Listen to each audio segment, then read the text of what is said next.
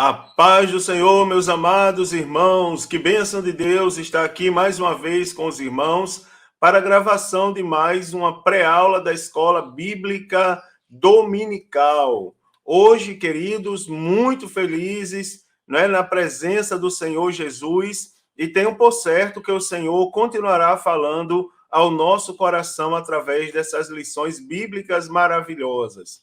Hoje é a lição de número 8, né? Meu Deus, já chegamos na lição 8 desse segundo trimestre do ano de 2022. Lição em continuidade à nossa temática sobre o Sermão do Monte. Nós temos agora a temática sendo verdadeiros, não é? Sendo verdadeiros. Amados irmãos, para não perder o costume, eu vou fazer uma pergunta aos professores, uma pergunta comum, mas uma pergunta que faz toda a diferença. Como professor da escola bíblica dominical, você já tem o contato dos seus alunos? Você manda uma mensagem para os seus alunos, por exemplo, compartilhando com eles a leitura bíblica diária da escola dominical? Ou lembrando, ou quem sabe criar um grupo no WhatsApp e compartilhar todos os dias ali a leitura diária, incentivando os alunos a no domingo, não é, estarem presentes na classe da escola dominical? Por exemplo, mandando uma palavra de incentivo. Já estudou sua lição? A lição dessa semana define isso, tal, né? E de forma a motivar os alunos a domingo, independente do clima e das circunstâncias, estarem sentados ali no banco, ouvindo a sua aula e participando com muita alegria. Você que é aluno, se esforce. Se o seu professor não manda, manda para ele, né? Manda a leitura diária. E, diz, e mostra ao professor que você tem interesse na escola dominical. Quem sabe, não é? O professor não é despertado por meio disso e se torna mais, fica mais motivado para chegar no domingo e dar continuidade a uma excelente aula com você, tá certo? Todos são participantes desse momento, desse grande trabalho que é a Escola Bíblica Dominical. Vamos para a lição? Lição de número 8, como eu já anunciei, sendo verdadeiros. O texto áureo para essa lição está nos Salmos, de número 32 e verso 2, onde diz: bem-aventurado o homem a quem o Senhor não imputa maldade e em cujo espírito não há engano. Né, irmãos? Que mensagem forte, não é? Que mensagem forte nós já temos no texto áureo aí. Bem-aventurado o homem, olha só, que o Senhor, a quem o Senhor não imputa maldade. Só lembrando aos irmãos aqui, já no texto áureo, que Deus não nos vê como vê os homens. Os homens verem ali de forma simples, a gente aprende na escola dominical, que os homens nos veem na parte exterior, mas Deus vê o nosso coração. Agora você imagina, Deus vê o nosso coração e lá do céu ele sabe se no nosso coração existe bondade ou existe maldade. Agora aqui está dizendo que bem-aventurado é o homem a quem o Senhor não imputa maldade e em cujo espírito não há engano. O espírito é a parte do homem que conversa com Deus. E aqui está dizendo que bem-aventurado é o homem cujo espírito não há engano. Você imagina que muitos com a boca dizem que são crentes em Jesus, mas na prática não são. Não tem como a gente discernir, julgar, dizer quem é e quem não é. Agora, Deus sabe exatamente quem é e quem não é. Que versículo forte, não é? A verdade prática diz: Jesus chamou de hipócritas as pessoas que praticam boas ações não por compaixão ou, não é, outros bons motivos, mas para obter glória diante dos homens. Você vê aí que é uma temática forte, é um tema que vai chocar ali a nossa própria natureza mais uma vez. A leitura bíblica em classe está no Evangelho de Jesus Cristo, segundo escreveu o evangelista Mateus, capítulo 6, versículos de 1 a 4, onde diz assim: guardai-vos de fazer a vossa esmola diante dos homens, para serdes vistos por eles. Aliás, não tereis galardão junto de vosso Pai que está nos céus. Quando, pois, deres esmola, não façais tocar trombeta diante de ti, como fazem os hipócritas nas sinagogas e nas ruas, para serem glorificados pelos homens. Em verdade vos digo que já receberam o seu galardão. Mas tu, quando deres esmola, não saibas a tua mão esquerda o que faz a tua direita, para que a tua esmola seja dada ocultamente, e teu pai que vem em secreto te recompensará publicamente. Irmãos, eu vou fazer um comentário de um detalhe aqui, 2 detalhes desse texto, que faz parte da má interpretação do nosso dia a dia. Por exemplo, você observa que o Senhor Jesus, ele não está aqui condenando o dar esmola publicamente. Dar esmola publicamente não é pecado. O que ele está falando aqui é da hipocrisia, da encenação.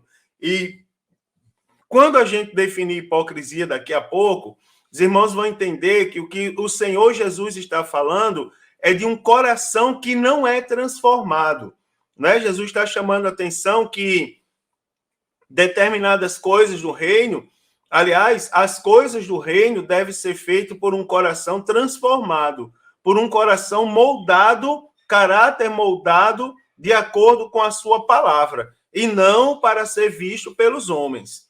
Outra coisa interessante é que uma vez eu mesmo sofri isso, fui dar um relatório na igreja do discipulado, uma vez na minha vida, e alguém disse, pegou o microfone e disse, irmão, está escrito que a mão esquerda não pode saber o que faz a mão direita. Daí o pastor percebeu, naquela oportunidade que eu fiquei um pouco constrangido, aí ele disse, Mário Sérgio, eu vou te dar 3 minutos para você ir lá e corrigir. Agora é 3 minutos mesmo, não bata no irmão. Eu disse, tá bom. Daí eu fui lá, peguei o microfone e disse, irmãos, a Bíblia está falando da esmola. Quando tu deres a esmola, quem trabalha para Deus não dá esmola para Jesus, né? Que está falando da esmola. Quando deres esmola e aplicando isso às coisas, de Deus, aqui está falando para nós não nos gloriarmos, mas para o nome de Deus ser glorificado. Então, embora eu não estivesse dando esmola, eu também não estava falando para eu ficar famoso. Eu estava falando para motivar a igreja para continuar trabalhando para Deus. Então, não é nenhum pecado. A gente tem que ter cuidado com as más interpretações dessas passagens bíblicas, porque tem confundido muita gente, tá certo? Os objetivos da lição é contrastar o ato de dar esmola com a hipocrisia, né? Colaborar no auxílio ao próximo sem alarde e concluir que Deus contempla o bem que realizamos. Para a motivação, tem algumas colocações. Por exemplo, sempre é importante, irmão, sondar o coração para ter consciência de sua verdadeira motivação. É importante nós trabalharmos, né, o nosso coração, trabalharmos a nossa consciência para fazermos as coisas conscientes. Por exemplo, essa semana eu estava ensinando aos irmãos da minha igreja sobre oração. Na verdade, a temática era adoração. E eu expliquei aos irmãos a adoração como serviço e a adoração como, no sentido de que o culto também é uma adoração e que também a oração também é um ato de adoração. E eu estava mostrando para os irmãos, cuidado, porque se a oração é um tipo de adoração, então nós estamos sujeitos ao que a Bíblia fala acerca de adoração. Por exemplo, a hora vem e agora é que o Senhor está à procura dos verdadeiros adoradores, os que o adorem em espírito e em verdade. Ou seja, Deus está prestando atenção à maneira como a gente ora. E ele sabe identificar se a nossa oração está sendo uma conversa sincera com ele ou não. Então você vê que é uma coisa pesada. Se a gente partir desse pressuposto que Deus está olhando as palavras que a gente profere, analisando o nosso coração se está de acordo com o que a gente fala, então, irmãos, é algo muito sério. A oração é algo muito sério. É algo pesado até, não é? Então, sempre é importante sondar o coração para ter a consciência de sua verdadeira motivação. Então, por que o emprego de energia em determinado objeto? É algo que a gente deve pensar, né? É preciso procurar saber a razão de fazer o que estamos fazendo, né? A Bíblia Sagrada, ela nos, além do Sermão do Monte, em várias outras passagens, ela nos mostra isso. Por exemplo, o princípio da licitude e da conveniência. Né? Tudo é lícito, mas nem tudo convém que eu faça. Princípio da licitude da edificação, tudo é lícito, mas nem tudo edifica. Princípio da glória de Deus, portanto, quer comamos, bebamos ou façamos qualquer outra coisa, façamos para a glória de Deus. Então, nós precisamos saber a razão de fazer o que estamos fazendo. Nós, como crentes, não fazemos nada aleatoriamente, não fazemos nada sem pensar. Lembre que o nosso culto a Deus é o culto racional, é o culto do raciocínio, é o culto da razão, é o culto do entendimento. Deus não tira a consciência de ninguém, né, irmãos? Deus age no consciente, ele nos direciona de acordo com as palavras que estão na Bíblia Sagrada, tá certo? Também ele não revela uma coisa mirabolante. Eu tenho uma foto ali que eu vou passar, já tem alguns dias que eu prometo que vou passar para os irmãos da minha igreja. É uma foto que mandaram para mim essa semana pelo WhatsApp, que é uma foto de uma pessoa pedindo: Deus, o Senhor não fala comigo, faz tempo que o Senhor não fala. Aí sai uma mão bem grande do céu com a Bíblia e entrega a ele, não é? Eu vou mandar para os irmãos lá da igreja. Então a gente precisa saber a razão, e a razão está na Bíblia Sagrada, tá certo? Lembre sempre que a nossa fonte de fé e prática é a Bíblia, e não temos outra fonte além da Bíblia Sagrada. Agora, partindo de fato para o conteúdo da nossa lição, nós precisamos entender, irmão, relembrar um pouco que os ensinamentos do Senhor Jesus no Sermão do Monte, o objetivo é fazer com que sejamos seguidores comprometidos com Cristo e com os valores do reino de Deus, tá certo? O objetivo do Sermão do Monte é esse, é nos levar a um comprometimento verdadeiro, tá certo? Tanto com Jesus como com os valores do céu.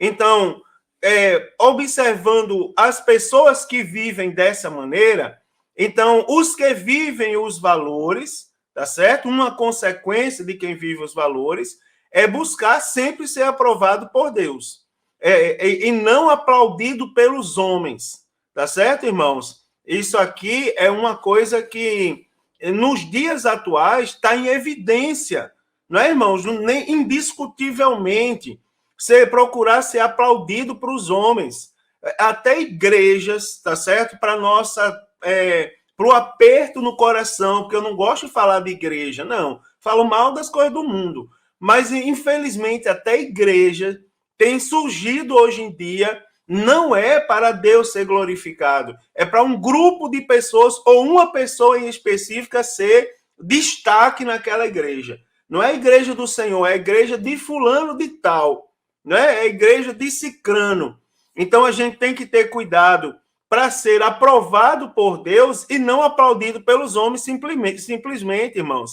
No nosso dia a dia isso acontece e a gente tem que vigiar, inclusive vigiar contra a hipocrisia, o forçar. Você já viu aquela história que tem a parte de Deus e tem a nossa parte, não é? Então a gente tem que cuidar, não é com a parte de Deus, é com a nossa parte. Certa vez ensinando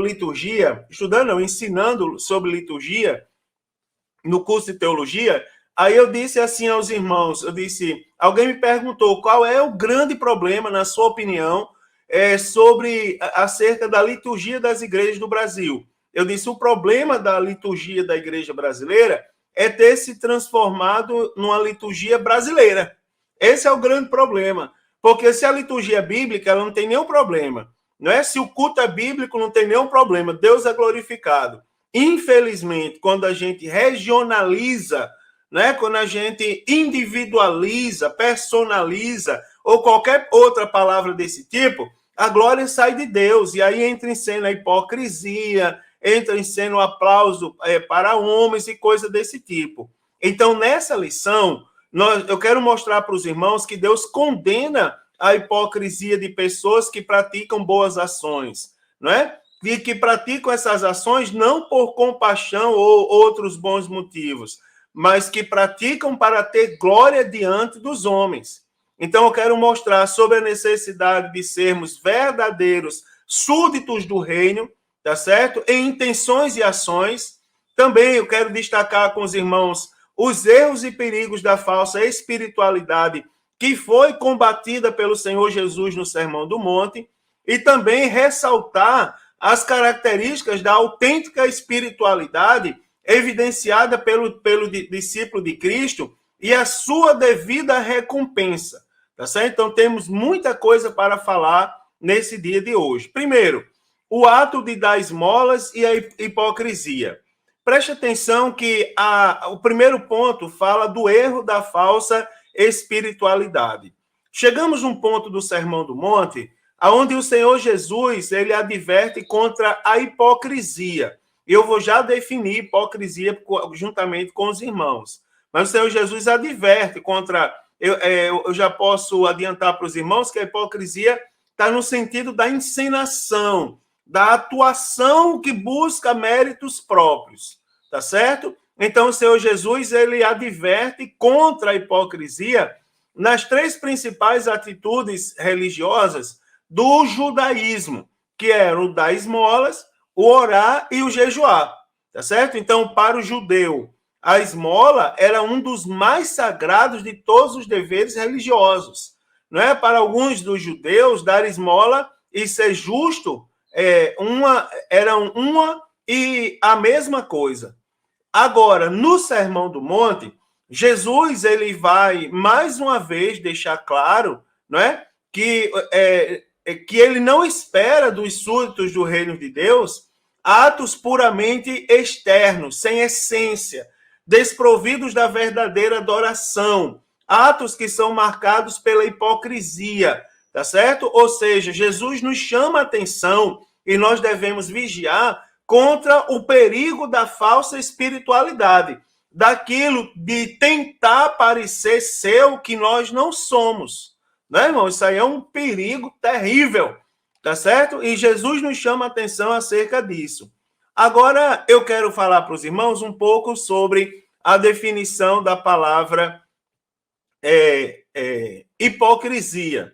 Partindo do original, para a palavra hipócrita, não é?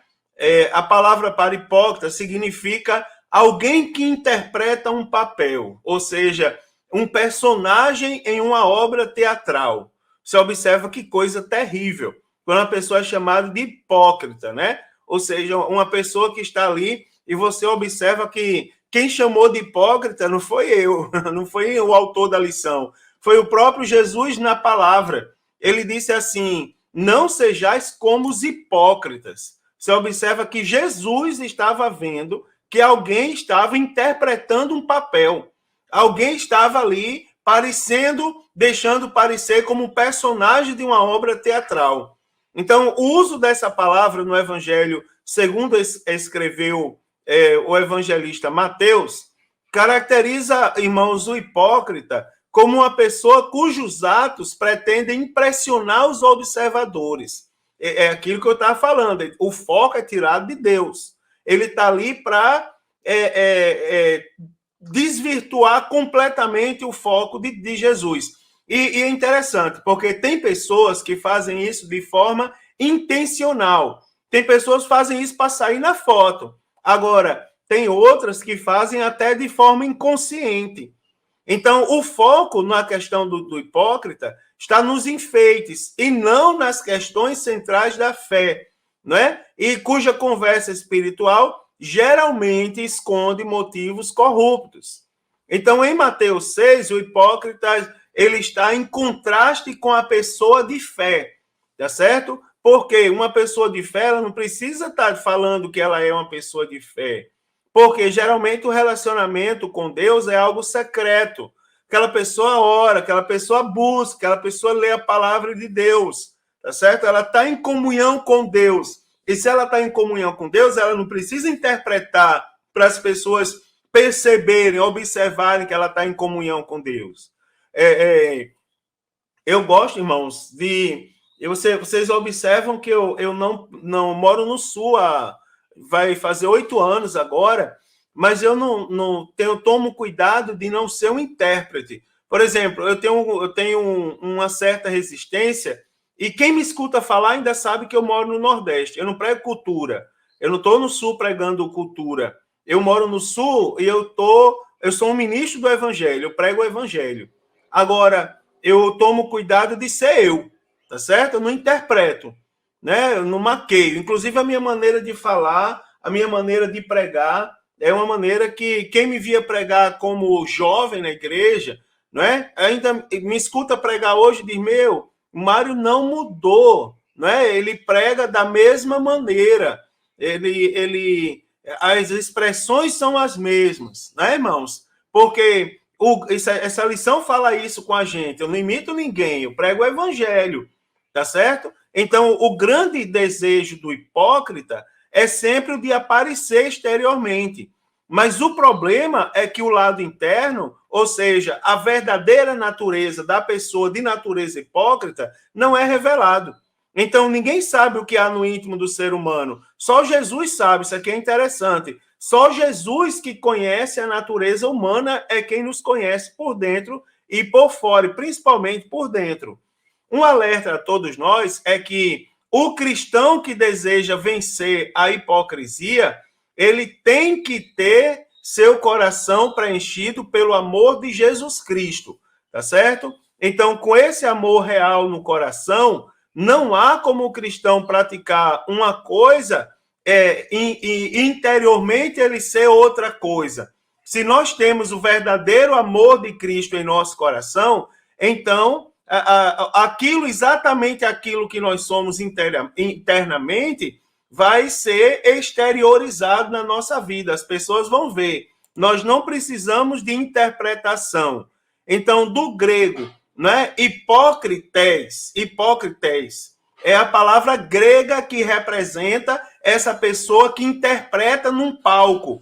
Essa é a palavra que interpreta um ator, uma pessoa que é um ator. Ele não é um adorador, ele é um ator, tá certo? Diz respeito a um ator que usa máscaras. Ou seja, ele interpreta um personagem que não é ele, não reflete exatamente o que ele tem no coração.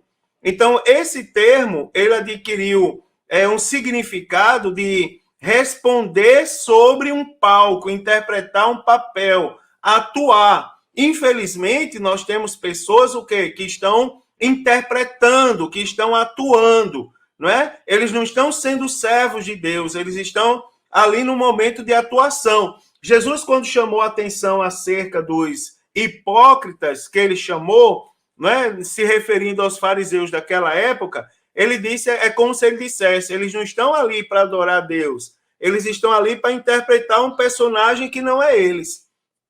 Então, desse modo, agir como hipócrita é fingir ser o que não é, com o intuito, geralmente, o intuito é o intuito de enganar. Eu só quero chamar a atenção que, às vezes, a gente precisa tomar cuidado com a falsa espiritualidade, porque, às vezes, inocentemente, a gente pode agir como hipócrita, por ignorância, por exemplo, por ignorância bíblica. Nós podemos alterar nossa voz para as pessoas interpretarem que a gente está sendo usado por Deus. E se o assunto não é alterar a voz, por exemplo, alterar o tom da voz, chorar de maneira... Enfim, não vou falar todas as características, mas vocês já entenderam muito bem o que significa isso. No Evangelho de Jesus Cristo, segundo escreveu o evangelista Lucas, capítulo 20, versículo 20, diz: e trazendo-o debaixo de olho, mandaram espias que se fingiram de justos para o apanharem em alguma palavra e o entregarem à jurisdição e poder do governador. Você observa que mandaram espias para se fingirem de justos. Vocês já leram a epístola de Judas? Você já viu como é forte? Judas, ele desejava escrever sobre a salvação, mas a Bíblia diz que ele mudou o assunto da sua carta para escrever sobre, advertir a igreja sobre pessoas que estavam no meio da igreja fingindo que eram crentes. E ele começa, a carta de Judas, ela tem uma parte ali dura, que ele começa a identificar, ensinar a igreja como identificar essas pessoas que estavam ali disfarçadas no meio da igreja para prejudicar a própria igreja. Na época de Jesus, tá certo? Os religiosos, eles profanavam literalmente a prática religiosa. Eles estavam transformando a prática religiosa numa peça de teatro. Eles chegavam ao cúmulo de atrair as multidões para que as multidões aplaudissem o espetáculo que eles estavam promovendo naquela oportunidade. Veja que é algo muito sério. Acerca da justiça pessoal, veja que, por intermédio da justiça pessoal, os discípulos de Jesus, eles deveriam viver de maneira diferenciada em relação aos fariseus, né? Os quais eles projetavam em suas práticas religiosas mostrar ao público sua grande espiritualidade. Foi nesse particular aí que Jesus falou.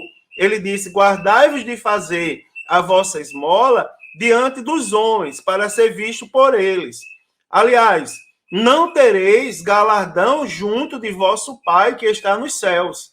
Você observa, Jesus não está condenando o ato de dar esmola, ele está condenando aqui o show, ele está condenando também não vou falar de mídia, tá certo? Eu vou falar do sucesso pessoal. Então, os discípulos de Jesus genuínos, que vivem os ensinos do mestre, eles são conscientes de que nenhum ato de justiça pode ser praticado, irmãos, com intenção de glorificação pessoal. Não pode, tá certo? Os mais jovens precisam aprender isso. Os mais antigos também. Mas eu chamo a atenção dos mais jovens porque tem muito jovem começando, entre aspas, a ser crente, né?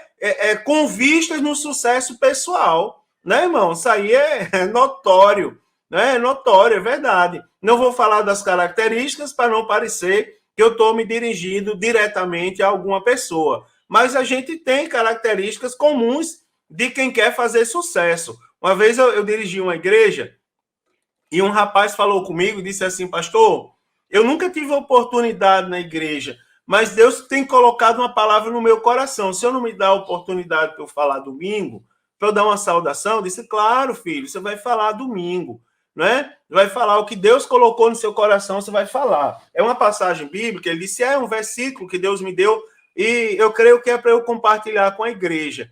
Aí ele brincou e disse assim: eu posso vir vestido de pregador? Eu disse: como é? Ele disse assim: venho de aquele sapato que dá para a gente pentear o cabelo, a calça bem arrochadinha, o cabelo com topete, com anel de teologia, com a mala de advogado.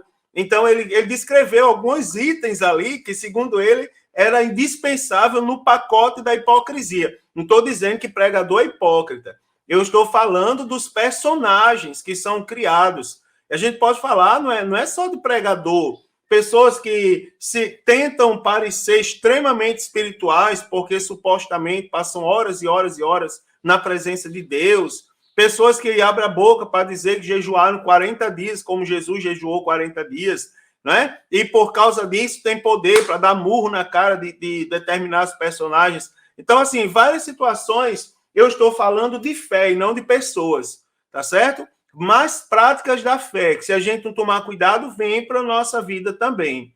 Tudo que nós fizermos tem que ser para a glória de Deus. Temos que tomar muito cuidado, porque a tentação, né, irmãos, de exibir a justiça pessoal poderá surgir em nossos atos piedosos de oração, jejum e oferta. Não é? Tem até pessoas que não medem esforços para matar outras. Se elas não estiverem em evidência, não é? Se elas não forem o centro das atenções, o detentor do conhecimento sobre determinado assunto, ele vai matar quem estiver atrapalhando, quem estiver no meio do caminho. É o hipócrita, né? Ele quer aparecer, ele quer o sucesso, ele faz de tudo. Inclusive, ele não mede esforço para matar, em nome do sucesso pessoal. Isso é um perigo, tomemos cuidado com isso. As 3 práticas da ética cristã. O apóstolo Tiago, ele falou que a religião verdadeira tem como marca o serviço ao próximo, né? Que também é um culto a Deus. Então, Jesus deixa claro que nesse serviço cristão, não pode faltar a oferta, a oração e o jejum, tá certo? Jesus ele deixa claro que na execução do serviço cristão não pode faltar esses três elementos, essas três práticas. Porém, no ensino de Jesus, o propósito desses serviços piedosos não poderia ser deturbado como fizeram os escribas e os fariseus. Aqui é importante, a gente tem que falar de determinados assuntos com muito cuidado. Por exemplo, é interessante observarmos que essas três práticas da ética do serviço cristão envolvem nossos bens, né, no que diz respeito à oferta, o nosso espírito, ou seja, a nossa parte que se comunica com Deus, que é a oração, e o nosso corpo, né, o nosso lado físico, no que diz respeito, aliás, ao jejum. Então, são bens que são direcionados a Deus, ao próximo e também a nós mesmos, né? A oração, o jejum, a oferta são atos piedosos, irmãos, que, quando praticados com sinceridade e verdade, têm o reconhecimento do Senhor. Eu vou dar um segredo para os irmãos. Entenda que esses três elementos fazem parte da adoração. Pronto. A adoração verdadeira tem que ser em espírito e em verdade. Ou seja, quando diz espírito é porque diz respeito a Deus. Tem que ser a Deus. E em verdade é porque tem que ter respaldo na palavra. Tudo que a gente faz para Deus, irmãos, tem que estar na palavra de Deus, tá certo? Por outro lado, Jesus nos ensina também que a religião sensacionalista e espetacular, não é, irmãos, do dissimulado religioso, perverte a piedade. Por que perverte? Porque a intenção é somente enganar as pessoas e buscar aplausos humanos. Então, esse procedimento, ele não pode jamais, tá certo, ser adotado por um seguidor de Jesus. Porque um seguidor de Jesus, ele sabe que a prática de atos justos deve ser feito somente, unicamente, exclusivamente, com a finalidade de glorificar a Deus, tá certo? De Deus ser glorificado. E aqui vai uma advertência contra a hipocrisia. O Senhor Jesus, ele inicia exortando: guardai-vos de fazer a vossa esmola diante dos homens, não é? Então, o termo guardai-vos, ele provém do grego, não é? Proseco, que significa deter a mente, prestar atenção, não é? E tomar o cuidado com, da intenção, não é? Da atenção, prestar atenção, acompanhar, ser devotado a, levar em consideração. Então, quando ele diz assim, guardai-vos de fazer a vossa esmola diante dos homens, ele está falando, guarde a sua mente, não é, irmãos? Está falando do coração, tenha cuidado, para que a sua esmola não seja uma coisa midiática, mas seja uma coisa de fé, seja uma coisa de coração. Então, o fato de nós sermos solicitados a guardar indica que, assim como devemos fazer o melhor que os escribas e fariseus, evitando os pecados do coração, por exemplo, o adultério do coração e o assassinato do coração, devemos igualmente também manter, né, e seguir a justiça do coração, né, fazendo o que fazemos a partir de um princípio interior e vital, né, para que possamos ser aprovados por Deus e não para sermos aplaudidos pelos homens. Né? Nós devemos vigiar contra a hipocrisia. A hipocrisia era o fermento dos fariseus, bem como também o ensinamento dos fariseus. Era como se fosse a própria doutrina deles. Você vê aqui, irmãos, que até atitudes nossas na vida, na nossa comunhão com Deus e com a Santa Igreja de Deus. Por exemplo, tem pessoas que elas não contribuem com a campanha do quilo da igreja. Elas não contribuem com a obra social da igreja. Elas dizem, não, eu vou fazer o meu trabalho, eu vou dar da minha maneira, eu vou fazer, não é como eu entendo que deve ser feito. A lição de hoje fala com essas pessoas. não deve ser da sua maneira, deve ser da maneira de Deus, da forma como está escrito na palavra de Deus, tá certo? Então, o segundo item da lição fala auxiliando o próximo sem alarde. Então, qual é a motivação do seu coração? Preste atenção, irmãos, que a prática da generosidade para com alguém, ela deve ser bíblica, tá certo? E há muito tempo, essas práticas, elas estavam presentes já na lei de Deus, assim como estão presentes nos ensinos de Jesus. O verbo hebraico para generosidade aqui é gamaí, tá certo? Que significa resolver completamente, recompensar, repartir, fazer algo para alguém, agir generosamente, né? Teologicamente, a generosidade ela expressa gratidão por algum benefício recebido. É preciso, porém, entender alguns detalhes. Por exemplo, entender que, às vezes, aparentemente, uma pessoa pode estar demonstrando um ato de generosidade com motivação errada, não é? Pois a mão pode dar uma oferta ou presente, mas a motivação oculta no seu coração é outra. Por exemplo, no lugar de você dar em gratidão, tá certo? A Deus, não é? Porque tudo que nós fazemos para Deus, não é?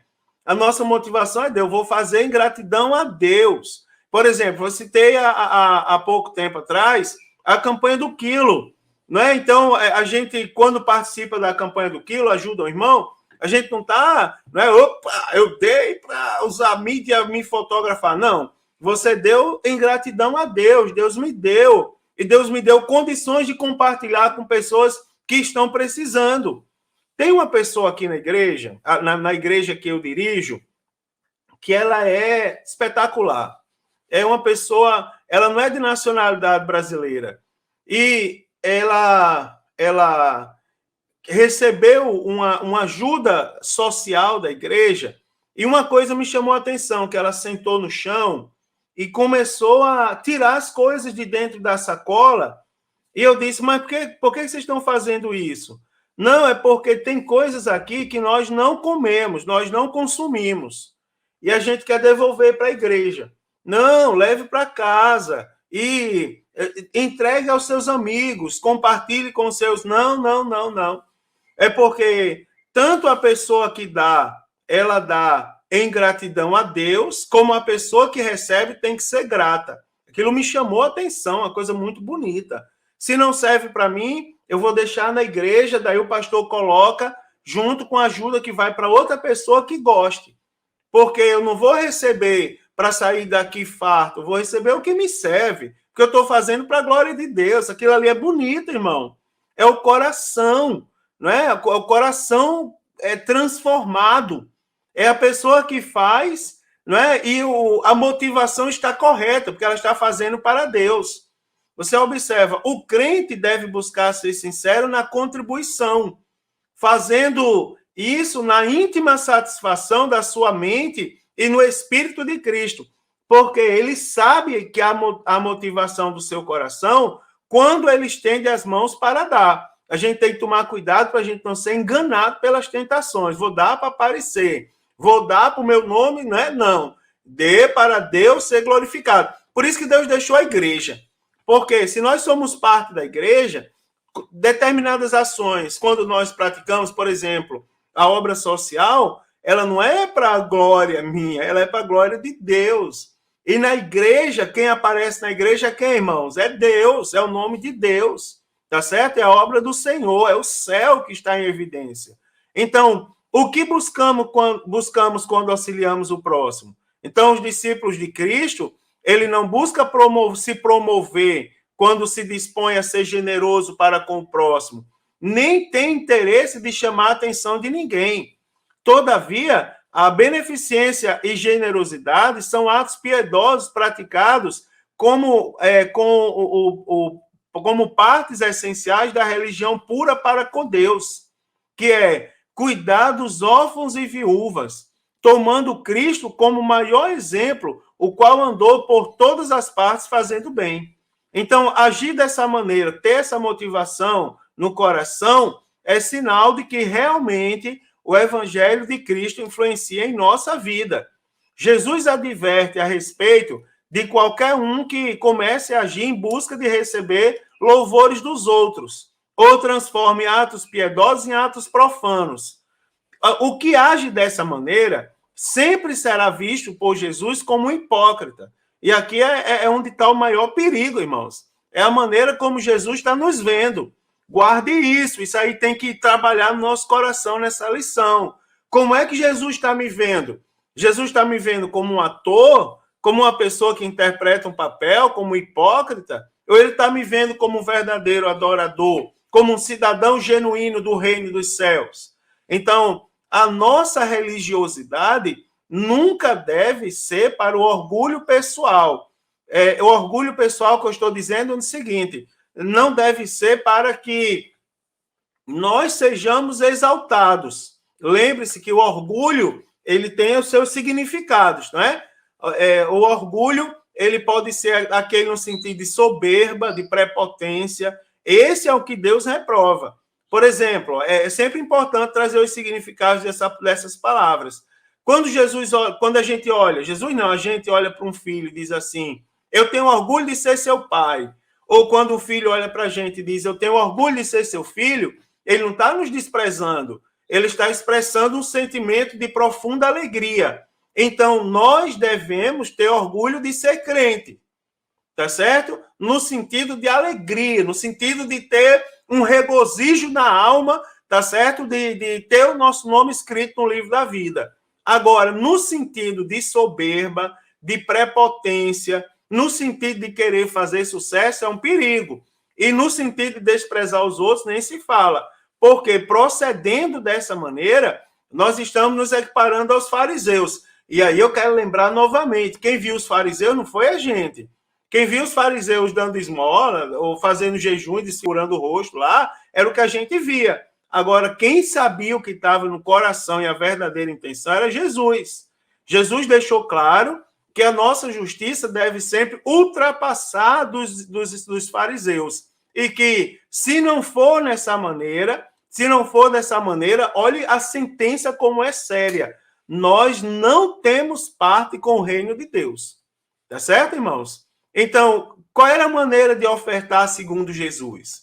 Quando o assunto era ofertar, então nós devemos ter todo o cuidado para não buscarmos louvores e não louvarmos a nós mesmos. Quando nós ofertamos, nós não devemos tocar trombetas, não é, irmãos? Não deve, opa, hoje é meu dia de dar o dízimo, aí bota o envelope do dízimo aqui, fica ali mostrando, antes de colocar na salva. Eu já congreguei com pessoas assim, tá certo? Então, a referência de Jesus faz a referência que Jesus faz à questão da oferta é metafórica, tá certo? Que quer dizer não tornar público. Então, a forma correta de se ofertar, Jesus disse que isso deve ser feito de duas maneiras. Primeiro, sem alarde público. Segundo, essa doação deve ser voluntária e discreta. Né, irmãos? De coração. Você está fazendo, né, irmão, para a glória de Deus. Deus está sendo glorificado em sua vida. Né? Aleluia. Louvado seja Deus por isso. Irmãos, Deus contempla o bem que nós realizamos. Isso aqui é importantíssimo, que eu estou falando só de defeito. É bom falar um pouco as virtudes. Lembre-se sempre que um dos atributos que são exclusivos de Deus é a onisciência. Ou seja, Deus sabe de tudo, né, irmãos? Deus é descrito na Bíblia Sagrada como aquele que tudo vê. Então, para Deus não existe surpresa. Tá certo? Nem existe desconhecido, nós não surpreendemos Deus. Porque a Bíblia diz que antes que as palavras venham, Jesus já sabe, ele já sabe de tudo. Então, nada escapa da onisciência de Deus. Né, irmão? Seria algo muito triste, ou por que não dizer, seria triste demais para nós se nós servíssemos a um Deus que não tem o controle, nem sabe das coisas que vai acontecer. Já pensou? Um Deus que não tem controle sobre a nossa vida, sobre a história, que Deus é esse? Não é o nosso Deus. Então, o que nos dá segurança é que até aquilo que vamos pedir, Deus já sabe. Deus conhece as nossas necessidades, não é? Ele quer nos ouvir, não que ele precise, mas ele quer nos ouvir porque ele quer que no nosso coração tenha uma atitude sincera, tenha atitude de crente, tenha atitude de pessoas que têm temor. Então, irmãos, isso é algo para a gente refletir. Se você está fazendo para Deus, sua atitude sua consciência está tranquila. Não é porque Deus sabe do seu coração. Deus conhece, não é, irmãos? Deus conhece tudo.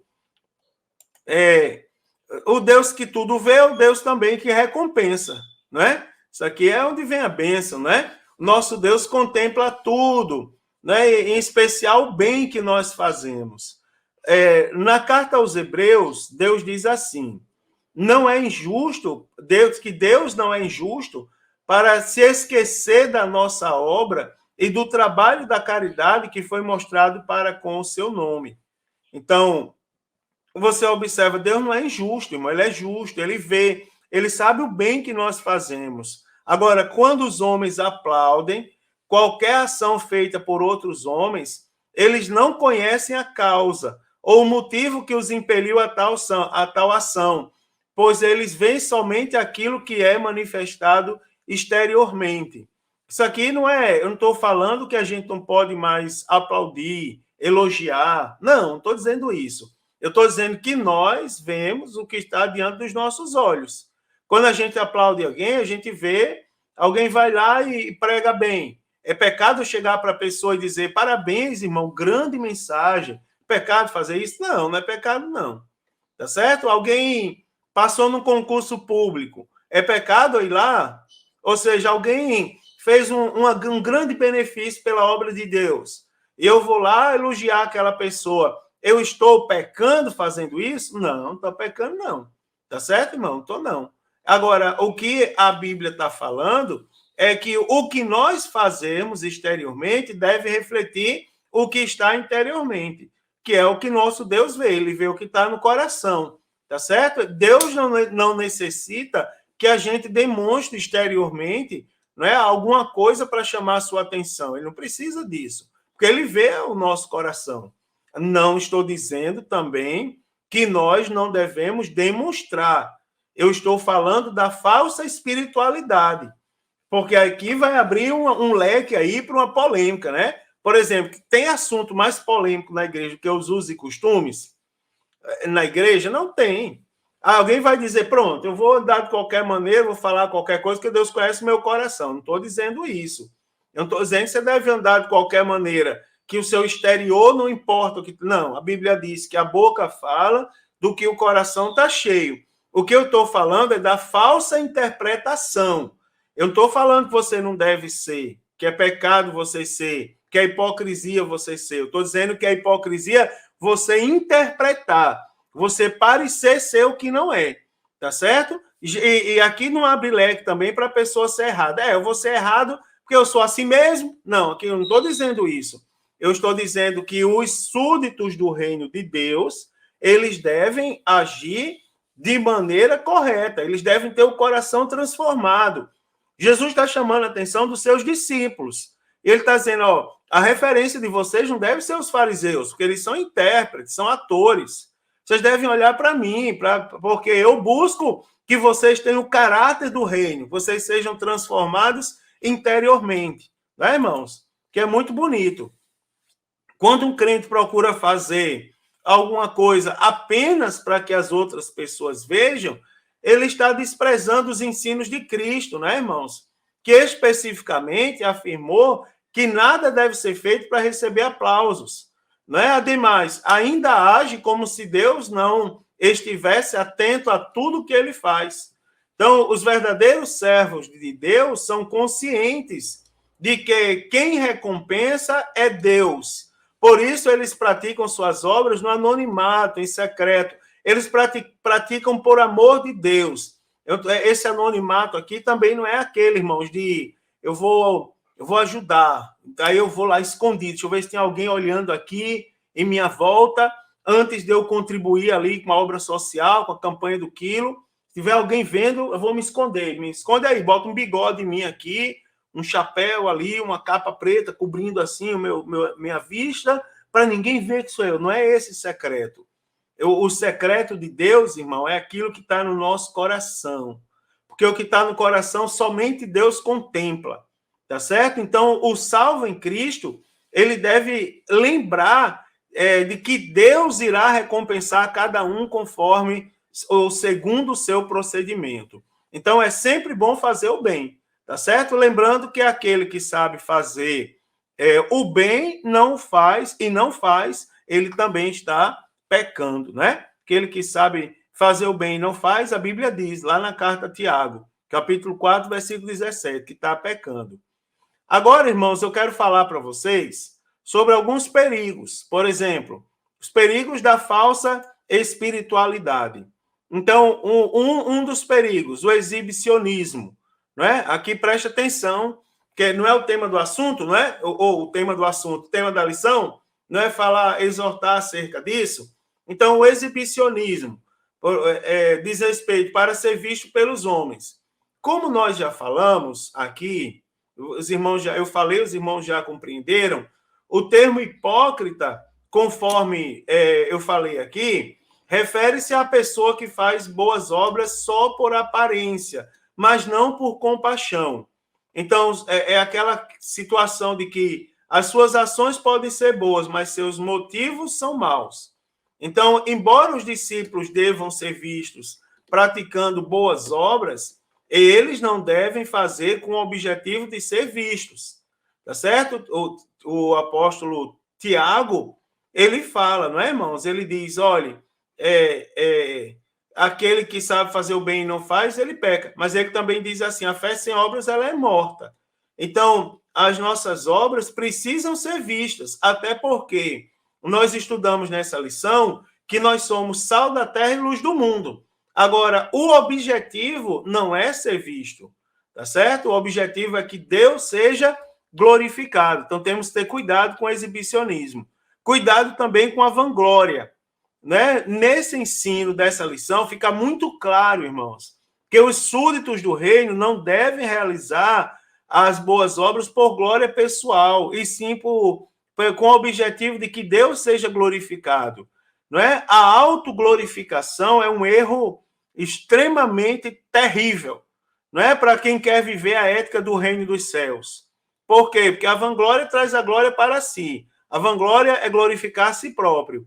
Ela não conduz, ou não condiz, me perdoe, com quem nutre a verdadeira espiritualidade. Provérbios 27:2 diz, seja outro o que te louve, né? E não a tua boca, o estrangeiro e não os teus lábios, né?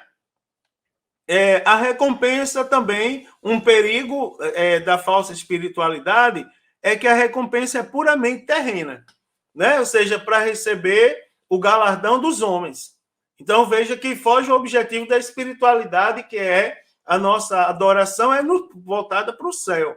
Mas quem pratica determinadas ações, a recompensa e os objetivos são meramente terrenos.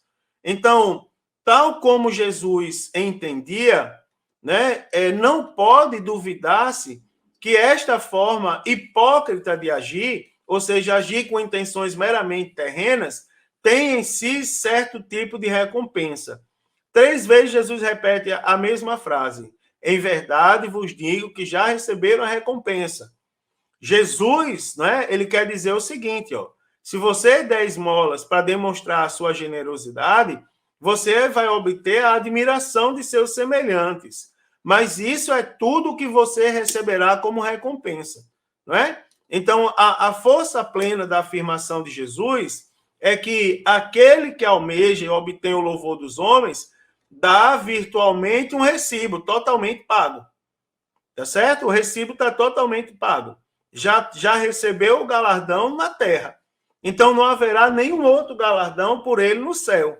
Não é? Não tereis galardão junto de vosso Pai que está nos céus. E ainda sofrerá de Deus penalidade. Além de não ter galardão, corre o risco de nem ser salvo.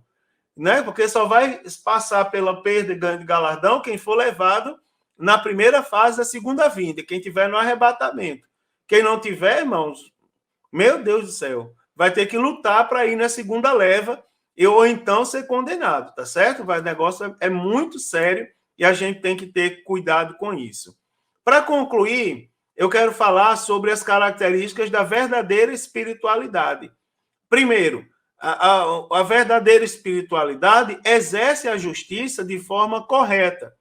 Então, quando Jesus diz assim, mas quando tu deres esmola, não saiba a tua mão o que faz a tua mão esquerda, o que faz a direita. Então, isso significa que os nossos motivos para boas ações devem ser puros. É fácil dar com motivos mistos, né, irmãos? É fácil fazer fazer em favor de alguém se for beneficiado de alguma maneira, se tiver uma contrapartida. Isso aqui é um sentimento que a gente, como crente, deve combater. A gente não pode esperar a contrapartida. Isso significa que é errado ofertar abertamente, né, irmãos? Todas as nossas ofertas devem ser anônimas. Como eu já disse aos irmãos, não necessariamente. Os cristãos da igreja primitiva sabiam que Barnabé havia doado o valor recebido da venda das suas terras.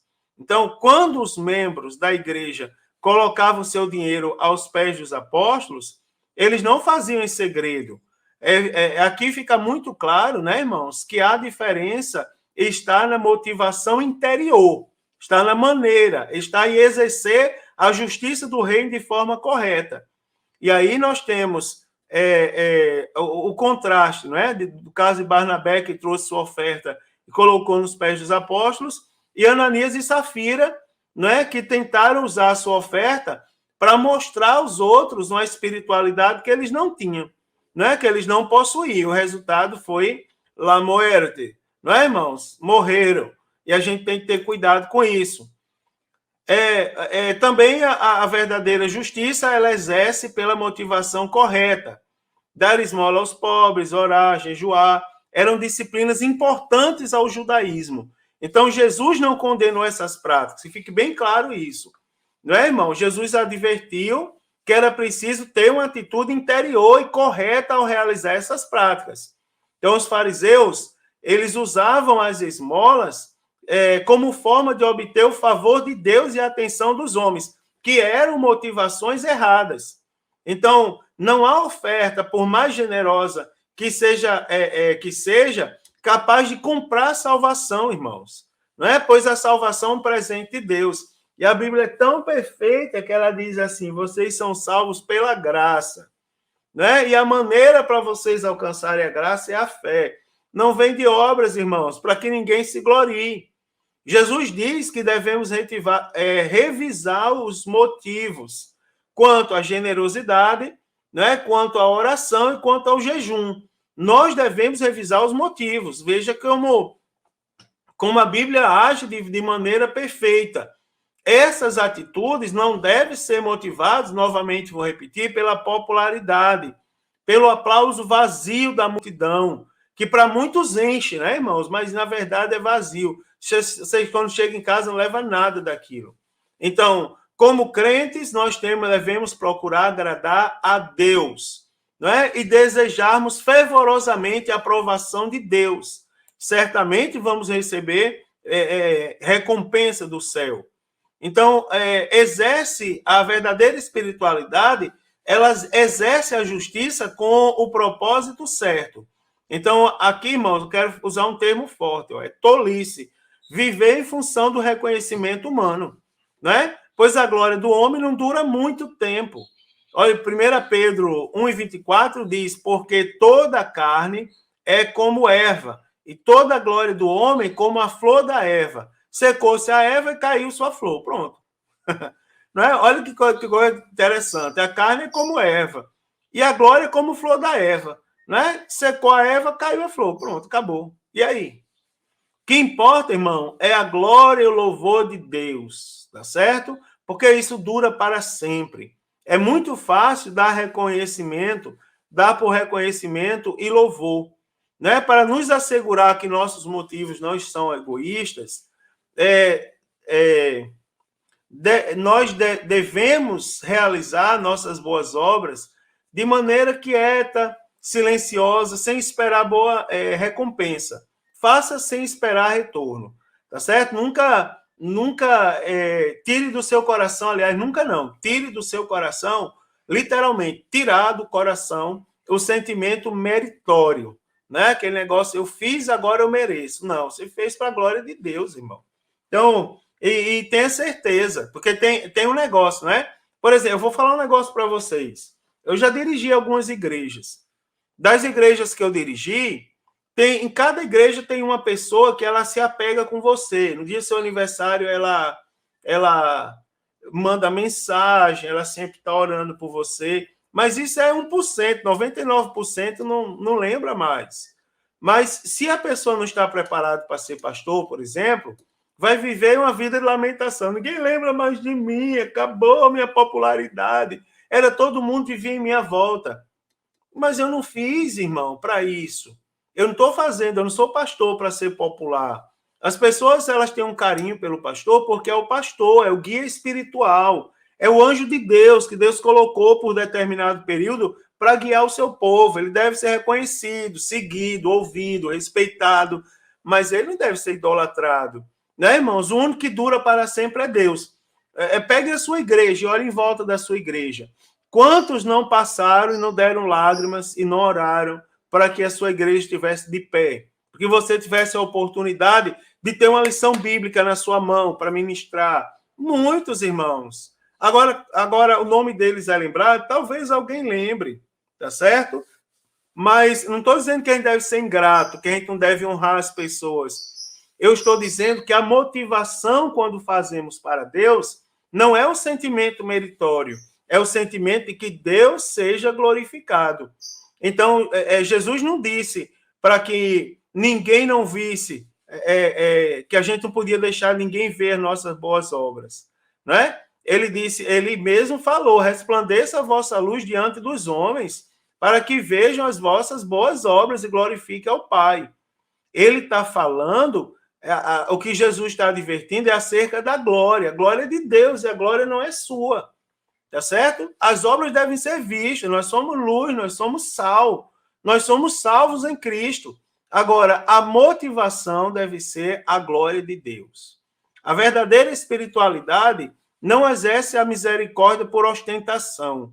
Ostentar, irmão, significa mostrar, exibir com aparato, alardear, tá certo? Os fariseus, eles eram peritos em fazer coisas para serem apresentados. Jesus reprovou. Não é a verdadeira espiritualidade. O evangelista Lucas mostra que Barnabé vendeu sua propriedade para depositar aos pés dos apóstolos e assistir aos necessitados da igreja. Ele não fez para aparecer. Agora, o contrário, Ananias e Safira, você observa, depositaram ali parte da oferta. Mas depositaram o quê? Só para demonstrar que estavam depositando. Eles não tinham no coração a motivação. Não era para ajudar os pobres, não era para ajudar os necessitados da igreja. Era para, pronto, cumprir minha obrigação e todo mundo viu que eu cumpri, estou garantido. Não, né, irmão? Venda, faça para a glória de Deus. Não é para ser visto, ser notado. Então, a obra era praticamente a mesma. A diferença era a motivação. Enquanto Barnabé ele foi inspirado pelo amor, Ananias e Safira foram inspirados pela ostentação. E, por causa disso, eles foram severamente punidos, né? E, para terminar, eu quero aqui mostrar que a verdadeira espiritualidade, ela é, sim, devidamente recompensada. Tá certo? Então, o Senhor Jesus deixa claro que, quando as boas obras são realizadas, pelas razões certas, ainda que não seja vista pelos homens, serão devidamente recompensadas. Mateus 6, 3 e 4 diz, mas quando tu deres esmolas, der esmola, aí a Bíblia diz, o teu pai que vem em secreto te recompensará publicamente. Então, existe a promessa da retribuição para os que vivem uma vida justa e piedosa, porque essa retribuição vem da parte de Deus. Então, ela vem para quem vive a vida de maneira justa e piedosa diante de Deus e dos homens, e tudo que realizam é para a glória de Deus. O Senhor ele vai afirmar lá em Apocalipse 22:12, ele diz: eis que cedo venho, e o meu galardão está comigo, para dar a cada um segundo a sua obra. Isso aqui é sério, né, irmãos? Nós devemos buscar o quê? Reconhecimento de Deus. E o reconhecimento de Deus vem se o nosso coração estiver voltado para Ele. Para terminar, quero falar aos irmãos que, por meio de Jesus, nós tomamos nós tomamos conhecimento, né, de que Ele deseja que nós, como cidadãos do reino, andemos em verdade, sejamos honestos e que a nossa justiça ultrapasse a justiça dos escribas e dos fariseus em todos os aspectos e jamais buscar a exibição. Tá certo, irmãos? Então, a sinceridade de coração é uma marca distintiva do autêntico discípulo de Cristo. Ele faz de coração. Então, sendo necessário este ser verdadeiro no que diz respeito às suas intenções, bem como às suas práticas ou ações religiosas. Que bênção de Deus, irmãos. Que lição maravilhosa. Que ensinamento, não é, irmãos? Que toca o nosso coração, que nos molda, que nos leva para perto de Deus. Eu desejo a bênção de Deus sobre a sua vida, sobre a sua aula. Deus abençoe, que a sua aula seja uma bênção, né? Que você seja profundamente tocado por Deus, inspirado para ensinar, também inspirado para aprender, tá certo? Que os professores dêem excelente aula, que os alunos aprendam e cresçam na graça e no conhecimento. Forte abraço, querido. Se Jesus não voltar, próxima semana estarei aqui comentando a lição de número 9. A paz do Senhor a todos.